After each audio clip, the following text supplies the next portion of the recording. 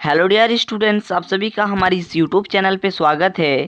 Friend, मैं इस video के माध्यम से क्लास 10th मैथ का सबसे ज़्यादा वायरल प्रश्न मैं कराने वाला हूं, जो कि आपके बोर्ड एग्ज़ाम 2023 के लिए बहुत ज़्यादा इंपॉर्टेंट होने वाला है। ठीक है, बोर्ड एग्ज़ाम 2023 जो विद्यार्थी देने वाले हैं, जो विद्यार्थी यानी कि 10th में पढ़ रहे हैं, उन सभी छात्र के लिए वीडियो बहुत ज़्यादा इंपॉर्टेंट है। और साथ ही साथ जो हाफ ईयरली का एग्ज़ाम होने वाला है, इसके लिए भी बहुत ज़्यादा इम्पॉर्टेंट है। ठीक है, देखिए आपका हाफ ईयरली को बोलिए या फिर प्री बोर्ड बोलिए, सेम बात है, आपका एग्ज़ाम होने वाला है। दोस्तों, आपके एग्ज़ाम के लिए बहुत इंपॉर्टेंट है और साथ ही साथ जो आपका फाइनल एग्ज़ाम होने वाला है, इसके लिए भी बहुत ज़्यादा इंपॉर्टेंट है। तो चलिए, जितना भी मैथ के क्वेश्चन है, मैथ के हर एक क्वेश्चन को हम लोग इजी तरीके से और बहुत आसान तरीके से देख लेते हैं। तो देखिए फ्रेंड, यहाँ पर पहला क्वेश्चन क्या है, जो कि बहुत इंपॉर्टेंट प्रश्न है। दोस्तों, मैं वैसे प्रश्नों को लाया हूँ जो कि आप लोगों के लिए बहुत इंपॉर्टेंट है। ठीक है, इसलिए मैं आप लोगों को वैसे प्रश्नों को मैं यहाँ पर बताऊंगा। ठीक है, तो देखिए यहाँ पर पहला क्वेश्चन आप लोगों से क्या पूछा गया है। तो यहाँ पर पहला क्वेश्चन आप लोगों से पूछा गया है कि जो आपका मॉस यानी कि एचसीएफ बराबर 9 दिया है, तो एलसीएम आपको ज्ञात करना है। तो चलिए ज्ञात कर लेते हैं। तो फ्रेंड, यहाँ पर देखिए इस क्वेश्चन को किस प्रकार से करना है। सबसे पहले देखिए इसमें दिया क्या हुआ है, मतलब यहाँ पर क्या क्या गिवन है। तो देखिए यहाँ पर एचसीएफ जो है आपका दो संख्या दिया हुआ है।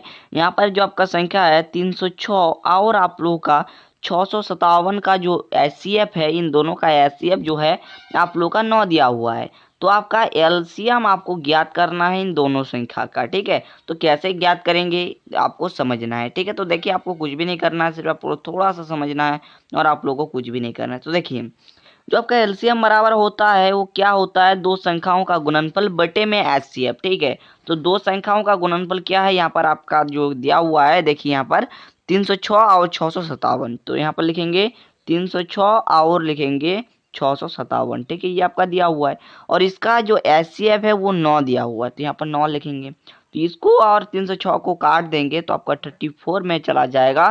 तो यहाँ पर इसको और इसको गुना कर दीजिए, मतलब 34 और आप लोग का जो है यहाँ पर देख सकते हैं, इसके साथ गुना करेंगे तो इसका गुना का जो मान आएगा यहाँ पर आ जाएगा 22338। ठीक है, ये आपका बिल्कुल करेक्ट आंसर हो जाएगा, जिससे आपको अच्छे तरीके से रिवीजन करना है। ठीक है, इस तरह का मैथ में थोड़ा सा आपको मेहनत करना है, कुछ भी नहीं है, सिर्फ फार्मूला को याद रखिए, जो फार्मूला है, और आप लोगों का काम बन जाएगा। ठीक है, तो ये क्वेश्चन आप लोगों को समझ में आ गया होगा। तो चलिए आगे बढ़ते हैं और अगले क्वेश्चन को देख लेते हैं। तो यहाँ पर अगला क्वेश्चन आप लोगों से पूछा गया है कि 140 का अभाज्य गुणनखंडों के गुणनफल के रूप में व्यक्त कीजिए। तो चलिए आसान बात इसे हम लोग कर लेते हैं। ठीक है, बहुत ही सिंपल है। देखिए आपको कुछ भी नहीं करना, देखिए करना क्या है, आपको 140 लिखना है। ठीक है, और देखिए आप लोग क्या कीजिएगा, भागा देने की जो कोशिश है वो छोटी से छोटी संख्या देने की कोशिश कीजिएगा। ठीक है, तो ये 2 से जाएगा तो आपका हो जाएगा 7 दूनी 14 और ये 0 आ जाएगा। ठीक है, फिर ये 2 से जाएगा तो 35 दूनी 70। ठीक है, फिर 5 से जाएगा तो 5 7 35। ठीक है, फिर 7 से जाएगा तो यहाँ पर 1 आ जाएगा। ठीक है, अब आपको करना क्या है, यहाँ पर ध्यान से देखना। ठीक है, तो यहाँ पर हम लोग लिखेंगे 140 बराबर जो है क्या क्या आया, 2 गुना 5 गुना 7। ठीक है, 5 गुना 7। तो दोस्तों यहाँ पर 2 को 2 है, हम लोग इसे 2 का स्क्वायर गुना 5 गुना 7 भी लिख सकते हैं, यानी कि हमने यहाँ पर भी लिख दिए हैं। ठीक है, सिंप्लीफाई आप लोगों को इसको कर लेना है। उसके बाद आपको 140 बराबर जितना भी संख्या है उसको लिखना है। अगर आप लोग इसको ही लिख देते हैं फिर भी आपका करेक्ट आंसर होगा। अगर आप लोग ये जो 2 को 2 है इसका स्क्वायर भी कर लेते हैं और 5 गुना 7 लिख देते हैं, ये भी आपका करेक्ट है। ठीक है, तो ये भी क्वेश्चन आपको समझ में आ गया। और दोस्तों जो हम लोग 3 नंबर क्वेश्चन देखने जा रहे हैं, दोस्तों आपके एग्जाम के पॉइंट ऑफ व्यू से बहुत बहुत इंपॉर्टेंट, इसलिए स्टार मार्क मैंने यहाँ पर कर दिया। ठीक है, तो समझना है। ठीक है, तो देखिए यहाँ पर मैं आप लोग एक कॉन्सेप्ट समझे पहले समझा दूंगा, उसके बाद मैं इस क्वेश्चन को बताऊंगा। देखिए यहाँ पर दिया क्या है, तो यहाँ पर दिया गया है कि 10, यहाँ पर आप लोगों को बताना है इसका मान। ठीक है, तो यहाँ पर देखिए क्या है कि 10 65 डिग्री बटे कॉट 25 डिग्री का वैल्यू क्या होगा, इसका मान क्या होगा। ठीक है, तो चलिए ज्ञात कर लेते हैं इसका मान। उससे पहले जो है आप लोगों को पता होना चाहिए कि 10 90 माइनस थीटा बराबर क्या होता है। तो 10 90 माइनस थीटा बराबर होता है कॉट थीटा। ठीक है, इतना क्लियर है। अब देखिए इसी कॉन्सेप्ट से हम करेंगे। ठीक है, देखिए ये जो नीचे वाला है और ऊपर वाला है दोनों को सेम करना है।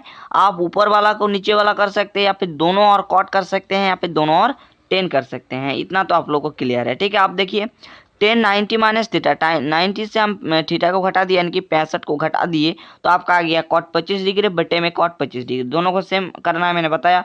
तो ये काट दीजिए। तो आपका एक आप लोग को ये प्रश्न समझ में आ गया होगा। तो मैंने इसी प्रकार से आप लोग को कुछ भी इंपॉर्टेंट प्रश्न बताया दोस्तों। इसी प्रकार से आप लोग का ज़्यादा कमेंट आएगा।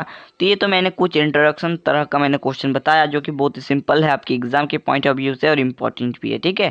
तो इसी प्रकार का अगर वीडियो चाहते हैं तो नीचे कमेंट बॉक्स पे कमेंट करके हमें जरूर बताइए। और अभी तक आप लोग ज्वाइन नहीं हुए हो टेलीग्राम चैनल पर, ठीक है, तो उसका भी लिंक अपने नीचे डिस्क्रिप्शन बॉक्स पे दे दिए हैं, ज्वाइन हो जाइएगा चाहे आप किसी भी क्लास से हो। दोस्तों क्लास 11th के विद्यार्थी की भी टेंशन लेने की कोई जरूरत नहीं, इसकी भी तैयारी हम कराएंगे, ठीक है।